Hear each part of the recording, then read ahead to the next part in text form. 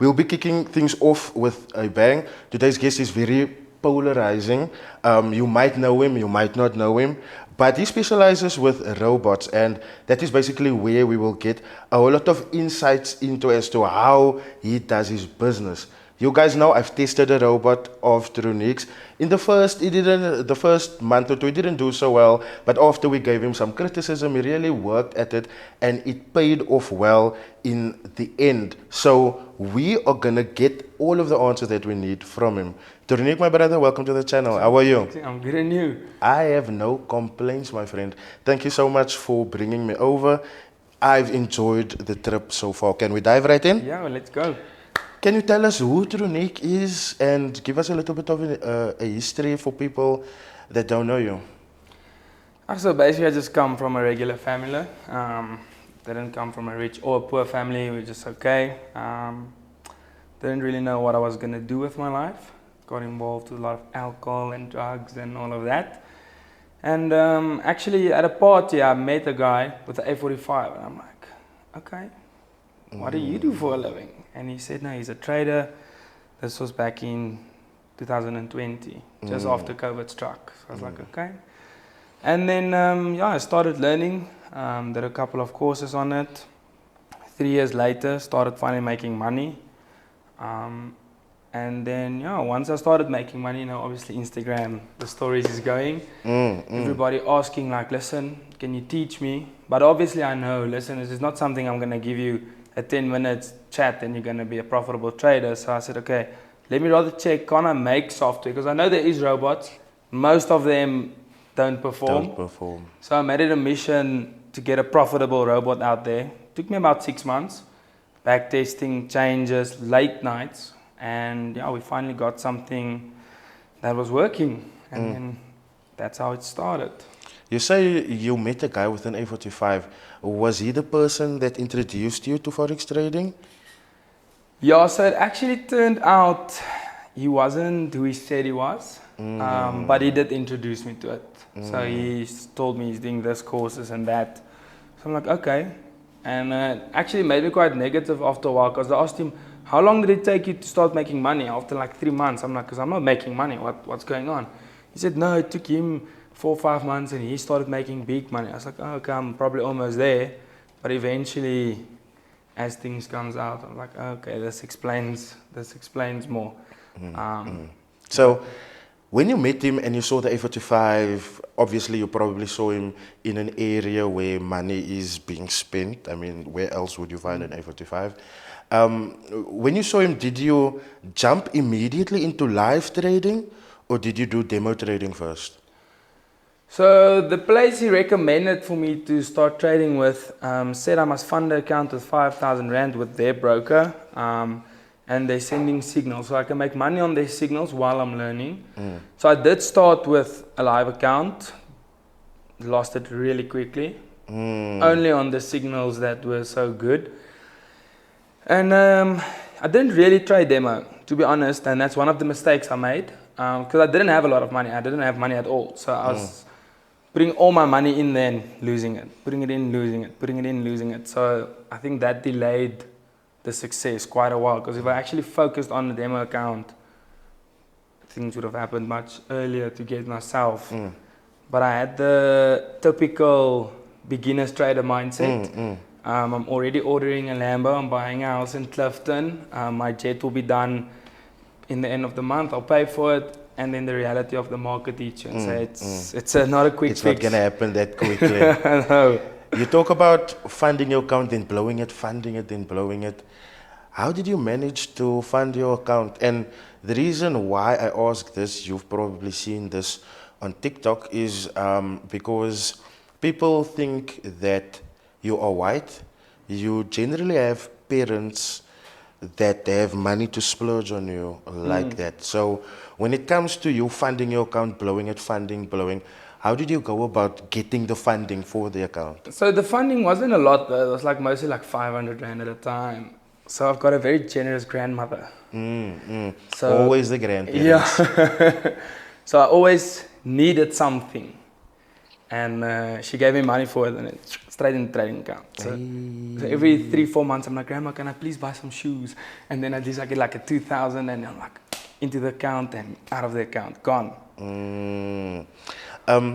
So sticking to talking about our parents, I think you have a good relationship with your parents, right? Yeah. Because I wanted to ask you, the reason why I say that is because I wanted to ask you, in your words, if your mother or your grandmother or even your family, now let's stick to the mothers. If your mother or grandmother had to meet someone in the road today and they asked them, but what is Trunicque doing? In your words, how would they explain to someone what you are doing? So my mom is quite clued up because I was still living with her while I was doing everything. So I was like, look, Mom, I got this right or this. So she basically knows what I'm doing, that I'm a trader and that I've got a software company that does the bots and we got signals and everything. My grandmother, she still doesn't understand. I've tried to, she's probably going to say, you're doing that trading gooters. I don't really know, you know, she's probably going in that direction. Yeah, but my mom is quite clued up. From where you have been, because like when you look at certain adults, from their childhoods, they have been geared up for a certain lifestyle. They have been geared up for a certain career path. They have been geared up to go a certain route in life. When it comes to you, did you ever think you would be selling robots or forex services in general? No. It actually was like over a weekend decision, basically. Like, let me look if I can get something right there. But yeah, the big thing for me is I always knew I was gonna be rich. I told myself I'm gonna be rich. I don't know if it was denial or whatever it was. I didn't know how. But when I saw trading, I was like, okay. Then I started like Instagramming traders, and I was like, okay, I think this is it. You think you're at the right spot? Yeah. You mentioned your software company. What challenges have you faced since you started creating bots? So, actually quite a lot. Obviously, the broker that we're using, the markets does change. They're not the same forever, otherwise we'd all be billionaires. So the biggest challenge is when you need to like have a confirmation the algorithm has changed. Then you need to go back and figure out, okay, what is going on now? Because you obviously can't tell people, okay, it worked, it doesn't work anymore, I'm sorry, is what it is. Because that's not the goal. So that's one of the biggest challenges, to find something that's really consistent. And I think 5 months ago on that big update, I think we got it. That will be like profitable for at least 2-3 years, based on the new strategies that we've implemented in there. Are you facing any challenges currently? How are you addressing it? So at the moment, not that bad. I think the first time since we started this company, it's the chillest it has been. But I always look to upgrade. You know, like I don't think my software is perfect. I don't think it will ever be perfect, but I'm definitely gonna try and get it to as close as perfect as possible. Because there's always room for improvement. I mean, you know, you were running the bot, hitting $2-3 take profit, and a month later we started hitting $50 take profit. So if it's possible to go from $2 to $50, it's possible to go from $50 to $100. So the biggest challenge regarding that is just the risk, to manage the risk, because you can't just say, okay, let's just triple the lot sizes, because obviously losses are part of trading and you don't want to hit a triple the size loss. I wanted to talk a little bit about the cost implications when you code a robot. Obviously, you're not the person that coded it yourself. You maybe gave the strategy or directions for what you wanted, but which means then you got someone and you paid them to execute algorithmically what you are saying vocally and verbally. So I wanted to find out from you cost implications maybe, because the reason why I'm asking this is because you might know Dewald Nell, who recently released, and he's always talking about cost implications and stuff like that. So I just wanted to find out from you, how bad is it? Because also the way people are popping up in the industry nowadays, it's like, oh, everyone has a robot, everyone has a robot. How much can, let's say I want to release a robot. Yeah. How much can I prepare myself to spend on this? So that depends, because you got a website that does the coding for you for free. And all these pop-ups, they use that website, but it's not safe or secure. When I started, we originally used the website. But then anybody else that codes on that website for free, they get a license generator from the website, which works on any bot coded by that website. So if we have different bots from the same website, I can activate yours and you can activate mine. Sure. So that's why I went and got a coder that does the physical coding from scratch, where there's no license keys inserted. So if we create a new bot, you're looking at about 80,000 Rand. If we do tweaks, each change 5,000 Rand. So yeah, so it's not a cheap thing to uphold. So everybody's like, your bots are expensive, this and that. But first of all, the performance, and there's also cost to it. It's not you pay the money straight into my pocket and it's just mine. Would you say that the review that we did on my channel, would you say that helped you along to maybe realize that, listen, maybe the bot that I have isn't that good. Maybe I can go back to the drawing board, figure out how I can make it better, and then release that? It definitely did. And why I say that is, I get a lot of criticism, but I block it out because most of it is like negative people just tuning me. So it's not from any, like, not from a good standpoint. Yeah, everybody thinks, you know, we had a lot of arguments and things, and then I started listening to you and I was like, okay, cool. This guy's actually looking out for me. He's not just here to tune me like, yeah, this and this and this and that. And yeah, we went back and we finally worked it out. Yeah. So for some of you guys that might think that it's been a good relationship, buddy the whole time. There was this one live where me and Trunicque had a hectic fallout, and when I say hectic, I mean it was fucking hectic. So we argued. It was obviously about the bot, and miscommunication happened. We managed to sort it out on the live with the people watching, but the most important takeaway for me there, guys, is the fact that when Trunicque got called out, he didn't run. He stood his ground.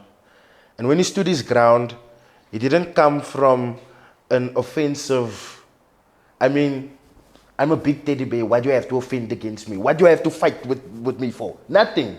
So seeing him taking this step back and just saying to himself, but how can I make this better? How can I improve this? Because as you guys know, very often, and I'm sure you have seen this, whenever I call someone out for their scams, or whenever I call someone out for the work that they are doing, and when you, I have a very, very good question after that now, they always attack me. They always attack me. I don't know if you've noticed that. They always come straight at me. Would you think that, and this is something that they would never ever acknowledge, but do you think that the advice that I gave to you, which is very similar to the advice that I give to every other person that I expose, but do you think that the advice that I gave to you, if they just listened to it the way you listened to it, that they could better their operations? They could, but what I think is, not everybody has the capacity to do so. So they don't really know what's going on. They saw something, ran it for a week, it works, and now it's the wonders of the world. So the thing is, I actually trade on my own. That's where I'm also different to a lot of people. So I make quite a lot of money on my own trading. I mean, you saw my withdrawal history. That's without the bots. The bots is more there because I'm not going to be teaching people, because I know it's a very long process and a lot of people give up. People that started trading with me, they don't trade anymore. They're like, no, I'm done with this. So mentally, it's a very, very hard journey to get to become a profitable trader. And I'm not going to waste a year with someone and then they just, like, I don't think this is for me. So that's why I'm doing the bots. I do make money off of it. It is business. But the clients, if you go from person to person, make more money than I do. I get a once-off payment. Yeah, but that is something that's really important to note, because while I was using it, after I gave you that criticism and the bot came back, I made more withdrawals than I've made deposits, and that because when you look at it like this, I made one deposit, the bot only blew once, but I've made so many withdrawals. And also when you square it up, like I said, the bot blowing is due to it's me. the bot has a $300 requirement, Yes. right? And I withdrew to the point where there was only $200 in that account. And I still remember I told you this. I said, Trunicque, my guy, I know you said it's $300. I really needed money, but I'm going to run the bot like this. $200, I hope you understand. And the reason why, let me just motivate why I did that, why I felt comfortable to do that. Just before that happened, someone posted into the Telegram group of yours, and I saw the deposit. The deposit was like, was it $190, and the profit was like 1,000, and I think it's 1,500 plus. And I was like, 190. This thing is making. Maybe it can do that for me. And that flawed guarantee that some people give. It falls flat. And I'm so glad that you never gave me an expectation. You just said, there's my bot, run it, tell me what you think. So there was no expectation. I didn't even, to be real with you, and you know this, because I told this to you on a live, face to face. I'm not expecting to make any withdrawals from this robot. I still laughed at you when you gave it to me. So seeing what the bot did, where it came from, where the bot is now, and what it is like doing currently, I just must say I'm not only proud of the fact that I'm part of,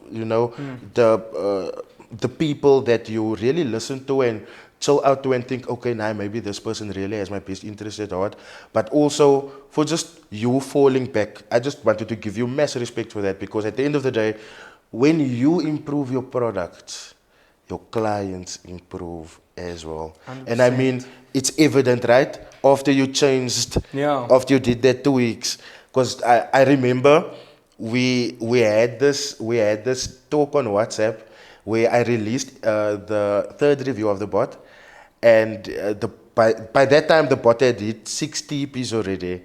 And I mean, I didn't expect the bot to do that well. And you used to ask me, but why aren't you saying my bot is doing good? And I was like, but man, I can't say your bot is that great just based off 6 TPs.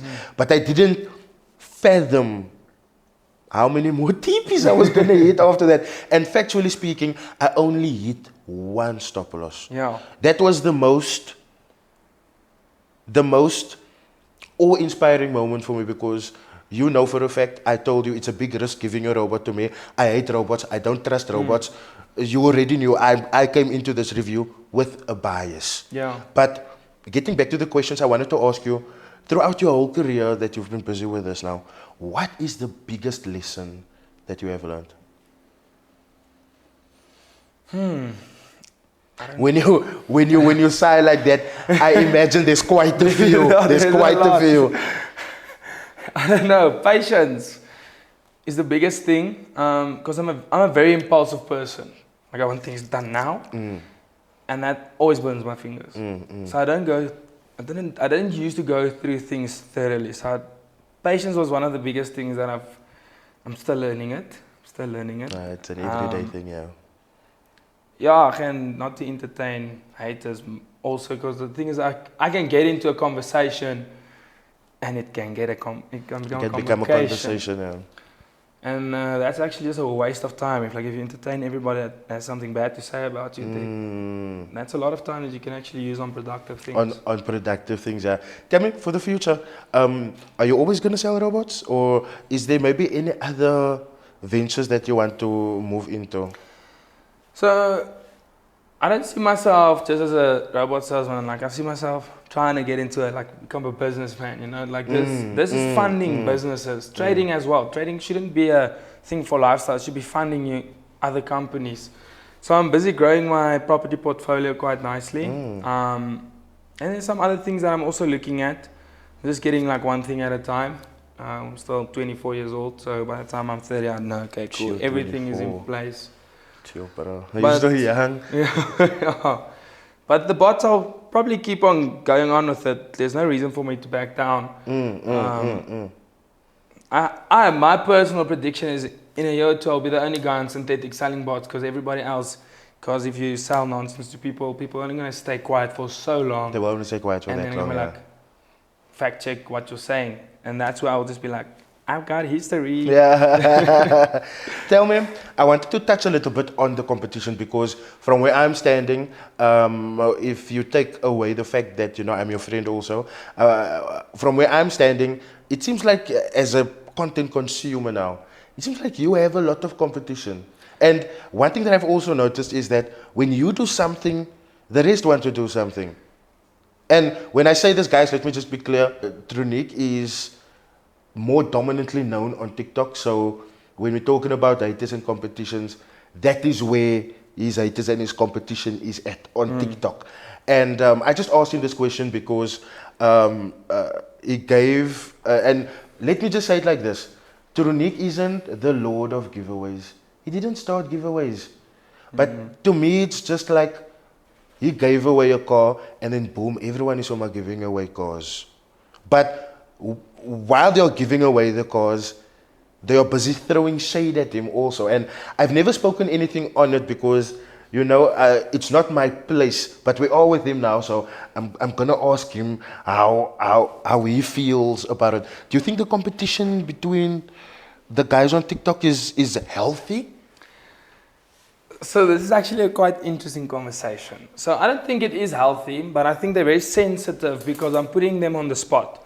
So I've got proof of work. I'm running bots and I show people, yeah, placed by expert, not just showing profit. I show you this is the bot on the comments and I call people out. I'm like, people are buying bots. Show them what they're buying. Be honest and open with them, and then they get all sensitive and things. But let me ask you, if you want me to answer this, I'll ask the question. Do you want to know how most of them started? I won't name any names, but I can actually give you some background of how the TikTok bots thing began. Let me just say it like this. When I came onto TikTok, you were the only guy that I saw selling robots. And remember, I still made a YouTube video, and I was like, who is this guy selling robots? He's giving me John Gotti vibes. Look at his advertising. John Gotti used to advertise with this quiet cars. I'm only giving him a few months, then his G-Wagon is going to disappear like John Gotti's cars is disappear. So the point that I'm trying to make is when I came onto TikTok, you were the only guy that I saw there selling robots. So let's say there's 4 people that's a bit known. 2 of them were my clients, and the other one was a business partner. So if I say on TikTok they are my kids, I don't mean it in a cocky way. I'm like, if you never met me, you wouldn't be doing what you're doing today, and that's a fact. And that's where the copy comes in as well, because this is new to them. They didn't come up with this. They didn't sit there and figure something out. So if I change, they have to change. They have to do what I do, because obviously they've been following me from the beginning, and I like tuning them that. And then they get all sensitive, but I'm not really fazed by it. It is what it is. When these haters, because obviously, you know, it's one thing to have a hater, but it's a totally different thing to have a hater shout and scream negative things towards you. How do you handle that? So, honestly, I'm not like a bragging person. I do show what I have. It is as well marketing, and I did work for what I have. But when a hater comes to me, most of them, it's nothing compared towards me. I don't see people like that. But if you come throw shade at me, like you're throwing at a big tree, I'll just show you some of my leaves and say, listen, what's the problem? Depends. Some of them sometimes hit my nerves, and I was like, okay, let me just quickly give you a reality check of who you're actually talking with, what I've been doing. Just because I don't put everything on social media, don't think... I put a third of everything that I do on social media, because then people can only hate on a third of what I'm doing. But when they come, I'm like, oh, there's more that you don't know about. So just stick in your lane. Just relax. I'm probably with this question, I'm probably gonna ask you to step out of your shoes for a minute. How do you think the industry sees you amongst your peers? I don't know.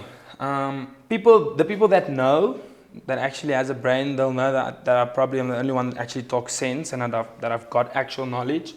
But most people see a young guy, he's doing good for himself, and because I'm not the shy little boy trying to kiss everybody's ass, they're like, yeah, he's got a big ego, he thinks the world is his and everything like that. But the matter of the fact is, I'm just actually just straightforward. I'm not sensitive. I don't care about the world we live in today. Like everybody is so, ooh. So yeah, I don't know. Just this question is going to be obviously directed to your haters, but I wanted to ask you, not haters, but more to your competition, right? This is probably going to, I'm asking you to be very, very selfless here. If you could give any advice to your competition that would help them improve what they have going on, what would it be? I think they need to stop focusing on bringing out new products, the new best thing, new this, and go back to what you already have. True. And find a way to fix that. And it's funny you say they constantly bring out a new best this, a new best that. It seemed like that for a while. That was a trend where it's like constantly it's a new signals plan or a new mentorship plan with a new name, but it's just the same regurgitated stuff. So the thing is, I've got 3 bots. We're actually busy doing the Dex bot over a bit. Dex is moving a bit weird. I only got 3 bots. Maybe I'll bring out a 4th one day. I've got 3 things and I focus on that. I don't have 20 products, each of them doing absolutely nothing. So my advice would be focus on what you started with, because at the end of the day, that brought you clients in. Those people are sitting there, oh, he's bringing out new things, and I've still got this thing that doesn't work. True. Get your things up to standard before you get something new out there. It's not doesn't help you've got 50 things that doesn't work. Rather have 3 that works and then you know it's solid. I'm not going to have negative feedback. I've got little, but it's wow. It's like... I wanted to talk about your social media presence for a minute, because when I look at the following that you've gained and when I look at how things are going there, did you ever have an idea that you would be this popular on social media? No, I honestly didn't. For me, it's still like a shock because I don't see myself, I don't rate myself based on my following and things. For me, it's always been a financial thing. I don't care about the fame, like you know who I am or you don't. So I'm busy building an empire, so that's what it's about for me. So what I'm deducting from your answer is that social media you're not using for entertainment, you're using it to promote. Yeah. You're using it as a business tool. Yeah, and then I can give the young people, because obviously I move around people my age and I look at what they're doing and I'm like, yo guys, you need to wake up. So yeah, there's an explanation on that. I used to drink a lot. I used to do drugs. I used to be I stopped drinking completely. That's the best decision I've made in my life. So that's why I try to give advice to people. I gave my heart to Jesus. Beautiful. Beginning of last year. And I also encourage people to do that because I know where I was before that. And in the time span of 4 days, I went from this to this, completely different person. And I don't tell people you have to do this. I'm telling them this worked for me and it's working. One thing I wanted to ask you was, because, obviously at first, and even I can't answer you this, man. Because at first I was also coming at you sideways, talking through my neck and shit. But why do you think people come at you sideways like they do on social media? Sometimes I feel it. If I was in yours, I'd probably climb through the phone. Say, so most people are jealous and they think, like I said earlier, like I'm this arrogant little guy. Other thing is I'm also straightforward. I don't cry on a video. There's no point for me in doing that. I don't want anybody's sympathy because I couldn't care less if you feel sorry for me or not. Life is life.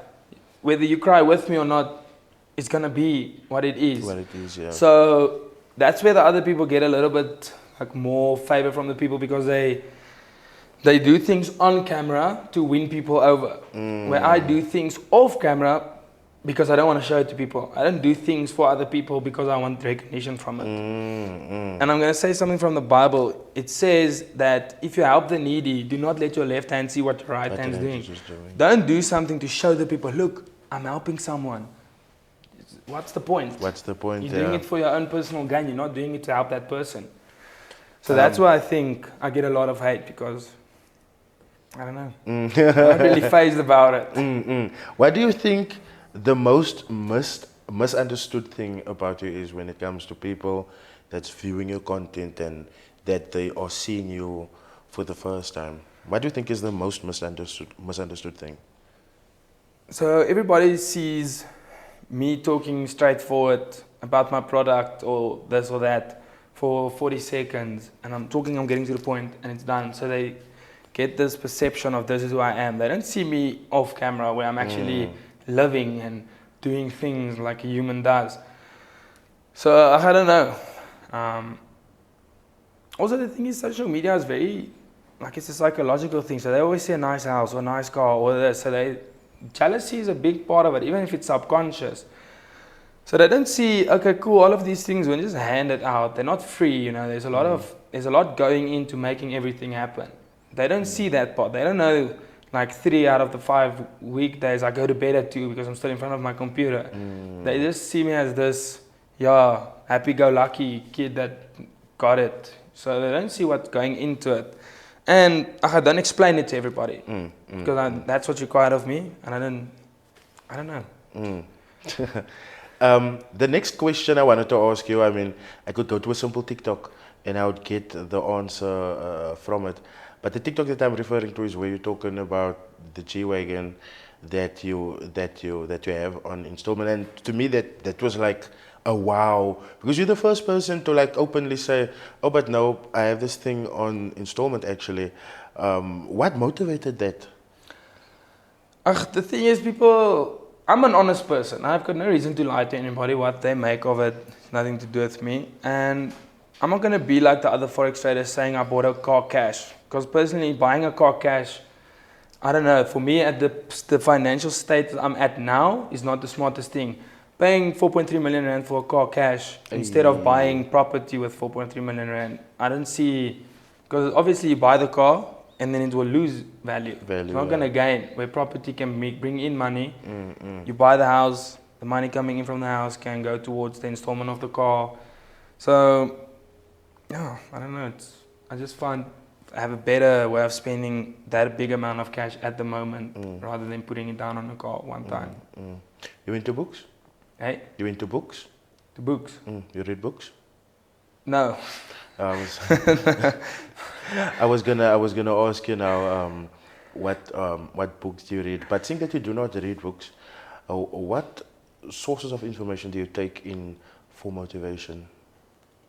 You'd be surprised actually. So my TikTok, obviously I found out that the algorithm gives you what you entertain. There's it, 100%. So I've just focused on only watching educational things that build you up. But at this point, not much. I'm mostly working, or I'm live, or I go play golf or something. So I'm not. I think I know not everything, but with the knowledge that I've got now, I'm doing quite good. So I'm not really expanding that at the point. I should be. I should definitely be. I'm also a bit lazy. So yeah, that's basically. And I know what I want. That's what motivates me. So I'll bring up the rentals. So people always tune me, you're renting cars and you're renting this. And I'm like, yes, I am. I'm looking for what I like. I'm getting experiences, and personally, a feeling in something that you want is the best motivation. I go do things on rental base that I can't buy now. And then I'm like, okay, I need to work harder. I need to get this. I don't want to see this. I want to own this. That's what motivates me. Like when we were in Cape Town in the beginning of Jan, we went on a yacht. My cousin worked on it. It's a 60 million rand boat that we chartered for the day. I'm like, I want this. And not if I wasn't on the boat, I would have just seen it on Instagram and I'm like, okay, it looks nice. But being there, you're like, hey, I need to work harder. I need to get one of these. You guys see now what I went through when I went to Chris Dix's house the first time, when I went to the mansion that Ethan Collins invited me. You guys see, when you experience things, it just works on the inside and it motivates you further to get to your goals.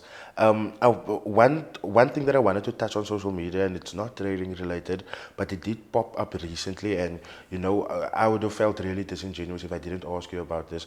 But there's a video of this guy going around where he is highlighting an article about you regarding some sexual assault claims. Can you give me any information on that, because that is nogal a bit worrisome, seeing that we are nogal in the country that we are living in. Yeah, so that thing is taken out of proportion by miles. First, like if you just go to the law, there's minimum sentences for these things. I didn't go to jail, so because it didn't go down as the article says. So I had a little bit of beef with the police officer that was investigating. It was a lady, because when she called me in, I said, "Are you joking? Like, this must be a joke. Is this seriously what's going on?" So she had massive beef with me. So she made it as hard as possible to settle anything. The girl that it happened with, I've known her for years. We basically grew up together. Wasn't the first time that we kissed or anything. Got out to school. One kid told everybody, she was being called names, and all of a sudden it was this big thing. So that's the part that the newspaper doesn't say, because if there was investigation going on, a lot of people was questioned what happened. Everybody had a different story. None of it came down to this is what happened, she got assaulted or anything like that. Now, how it got to me pleading guilty was, my lawyer told me, we can fight this, we got a good case, but if she comes on stage and puts up a nice show, you've got big problems. So I said, okay, now what are we going to do? He said, no, I think take this deal, then it's over and done with, no jail time, because you can get, either going to be free or you're going to go to jail. So I went according to that. I was 18 years old, I was still in matric. So yeah, that was taken way out of proportion, and it's 6 years ago. So this kid came to me, tuned me I'm a scammer. I'm like, okay, here's my bot, I'll show you the history. On a live, then he's going on about cars and houses, and then the next day he popped up with this article. I was like, this is public news, I'm not hiding it. Lichtenburg is a small town. The newspaper's not making money. If I tell them, yes, 20,000 rand, take it off, they'll take it off. I'm not hiding anything. So that's why it's there. Anybody can go and read it. That is just why I wanted to have this sit down. I mean, that news came out to me while I was this side, right? But for me, it's just like, you would be the perfect person to have this conversation, because you don't run around, you don't speak around the bush and stuff like that. One thing that I did wanted to touch on is your office. Yesterday, you introduced me to the guys at your office, and it seems like you are quite a hearty bunch. How did it come across to you employing your guys? So everybody that works for me is my friends or family, except JP that does the sales. He was actually one of my clients. So when I started the company, I was doing everything on my own. I was doing sales, marketing, client support, installations. So JP phoned me and he's like, listen, let me help you. I was like, yeah, trust's low. He phoned me again 2 months later. It's like, this is a lot I'm going to ask you. I'm like, okay, come, I'm helping. That's how it started. So then I was doing the rest. Then my cousin got on board. He's not at the house. He stays in Klerksdorp. So he's doing the installations for the clients. And then the bunch at home, they do the support. And then there's another guy in Zanin also doing support. He's moving here shortly. So I know everybody personally. They're my friends. Some of them were like in bad situations, but I've known them for long. So I know, listen, this is someone that I can actually bring into my company and trust. That you can trust. Ian, he does our signals with us. When I met him, he was already a trader. So we've been going on about it together. Jordan is learning to trade now. Donovan as well. Yeah, everybody. So my focus for them is to teach them how to trade on their own. Now they're getting a salary and everything, but I've taught them as well. I said, I'm never going to pay you 200,000 rand a month. Yeah, I was just going to ask you, you pay them good? Because I'm looking for a job. Yeah, so I told them, like, trade with me. You're in the office with me. I mean, we've got 5 screens against the wall. I was really, when I came in, I was like, okay, now this isn't a hangout spot. Yeah. This isn't a come chill with me spot. This isn't, I just list to come and sit here for the day spot. This seems like a real and office. That's why we're making the profits that we do. Like, if I really sit around my computer, I average between $18,000 and $30,000 a day. And I mean, I showed you that it's not just I say that. And it's because we focus and we're there. So I told them, trade with me. I'll tell you what trades I'm taking. Start generating money, because the salaries you're getting it's going to be that. Unless you do some sales, there's going to be some commission. But I'm not gonna pay for a Lamborghini for you. It's not gonna happen. Not from this company. So that's why we're working with the angle. You know, throughout this whole interview that I've had with you, not even an interview, it's a conversation. I feel like at home, I feel like I can, just like recline like this and continue the conversation with you. But I wanted to ask you this. What is the one question throughout this whole podcast episode that you wished I asked you? I don't know. I think we went through most of it. No. Future plans for your team? For you and your team? So yeah, we're busy with very, very big plans. I'm not really gonna elaborate on it now. Don't elaborate, my bro. People will steal your ideas and they will run with it. But I can tell you it's massive. They'll know when it happens. And it's not even regarding new bots or anything. It's just I'm gonna be like JP van der Spy. Play everywhere and check a 60-60. Lekker. So yeah, we're busy with big things, and then I'm just focusing on other businesses as well. Because obviously I've got a goal. I want to be a billionaire by the age of 30. So I know selling bots and a little bit of trading is not going to generate that. I need to put my fingers into everything I can. We're getting there.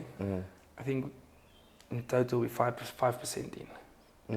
But we're getting there. We're going up. It's getting easier. Now, obviously, I'm getting to meet new people. Making new relationships. So that makes a lot of business opportunities easier to come by.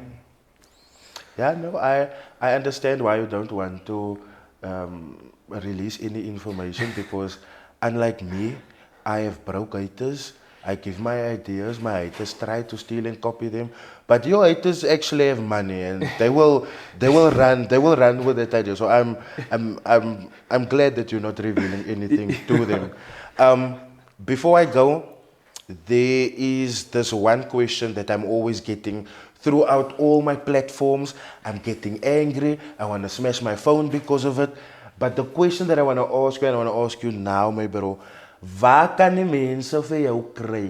Where can they get you? Because every time people are looking for you, let me just tell you why I'm asking this. Whenever people are looking for you on Insta, they come across your fake accounts, and it's hard to differentiate between is this the real Trunicque or not. When you look at the TikTok, TikTok is my bro. I come onto TikTok, I see before I had an account on TikTok, there's an already account in my name using my content off YouTube, and I turned to my lady this one day and I'm like, no, wie wil nou my boring lewe steel in. My bro, so please just tell the people where to find you, your platforms, where they can call you, where they can email you, because as much as they are asking, and this is the other thing why I'm also asking you for your details, is because I'd rather have them find you where there's always accountability, because I really respect the business acumen that you have, first of all, and then also how you care for your clients. So I'd rather have them get to the real Trunicque where value is, instead of the fake Trunicque where it's like a fake profile, you send the money, and then the moment that person got your money, it's also goodbye Marai for you. So just give us your details where they can find you and your products. Okay, cool. So our website is www.forexroyals.com. So they can go on the website, there's information, they can even purchase the bots there. That's personally the safest place. Or they can go on my TikTok. So how to find the real TikTok is, at the moment I'm on 95,000 followers. There is one that has more followers than me, a fake account. Go look at the likes on the videos and comments. If there's a lot of comments and things, then you know, okay, there's interaction. Because most of the fake ones, some of them get views, but there's not a lot of just interaction. Yeah, there's no interaction.